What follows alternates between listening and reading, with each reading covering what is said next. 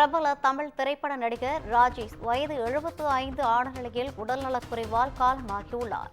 சென்னை ராமபுரத்தில் உள்ள அவரது இல்லத்தில் உயிர் பிரிந்ததாக உறவினர்கள் தகவல் தெரிவித்துள்ளனர். கன்னி பருவத்திலேயே அந்த 7 நாட்கள் உள்ளிட்ட பல்வேறு படங்களில் நடித்து புகழ் பெற்றவர் ராஜேஷ். இதுகுறித்தான கூடுதல் விவரங்களை வழங்குவதற்காக நமது செய்தியாளர் சிவக்குமார் இணைப்பில் இருக்கிறார். வணக்கம் சிவக்குமார்.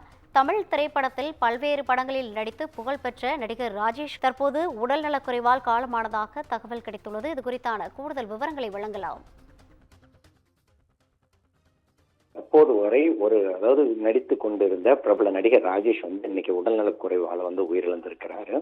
1949ஆம் ஆண்டு வில்லியம் நட்டார் மற்றும் லில்லி கிரேஸ் மனோகர் அப்படிங்கிறவங்களுக்கு உடைய மகனான ராஜேஷ் திருவாரூர் மாவட்டத்தில் உள்ள மன்னார்குடியில பிறந்தவர். அவரது குடும்பம் அதன் பிறகு பாத்தீங்கன்னா அணைக்கட்டுக்கு, அதாவது தஞ்சாவூர் மாவட்டம் அணைக்கட்டுக்கு குடியேறிச்சு. அவர் திண்டுக்கல், வடமதுரை மேலநத்தம் அணைக்கட்டு, அதே மாதிரி சின்னமன்னூர், தேனி டிஸ்ட்ரிக்ட் உள்ளிட்ட பல்வேறு பகுதிகளில் பள்ளி படிப்பை முடிச்சு அவர் காரைக்குடி அழகப்பா காலேஜில் பியூசியை முடிச்சாரு. அதன் பிறகு பச்சைப்பாஸ் கல்லூரியில இடம் கிடைச்ச நிலையில அவர் பாடத்தை தொடர முடியாம சூழ்நிலையில அதுக்கப்புறம் என்ன பண்ணாரா, புரசைவாக்கம் மற்றும் திருவல்லிக்கேணி ஆகிய பகுதிகளில் உள்ள பள்ளிகளில் ஆசிரியரா பணிபுரிஞ்சாரு. 1974ஆம் ஆண்டு வெளியான அவள் ஒரு தொடர்கதை திரைப்படத்துல அவர் நடித்திருந்தாலும் அவருக்கு ஒரு சின்ன ரோல் தான் கொடுத்திருந்தாங்க. 1979ஆம் ஆண்டு வெளியான கன்னி பருவத்திலே படம் தான் இவருக்கு ஒரு மிகப்பெரிய ஒரு வரவேற்பு கொடுத்துன்னு சொல்லலாம்.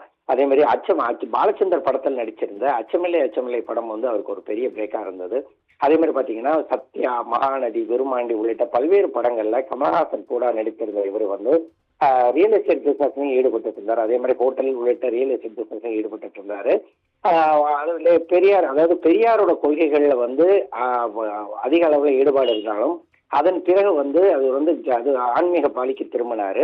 1983ஆம் ஆண்டு ஜான் செல்வியா அப்படிங்கிறவங்களை திருமணம் செஞ்ச இவருக்கு மொத்தம் 2 குழந்தைகள். இவரோட முதல் ஒரு பொண்ணான திவ்யா ஒரு பொண்ணோட பேரு திவ்யா, அதே மாதிரி பையனோட பேரு தீபக். இவங்க 2 பேருமே 2014க்கு அப்புறம் 2014 நடிக்க வர்றதா இருந்தது. பட் ஆனா அது அவங்க வரல. ஆனா இவரோட மனைவியானவங்க 2012ஆம் ஆண்டு இறந்த நிலையில அதன் பிறகு இவருக்கு கடந்த 13 வருடங்களாக பெரிய அளவுல சினிமா படங்களை தலையிடாம இருந்திருந்தாரு.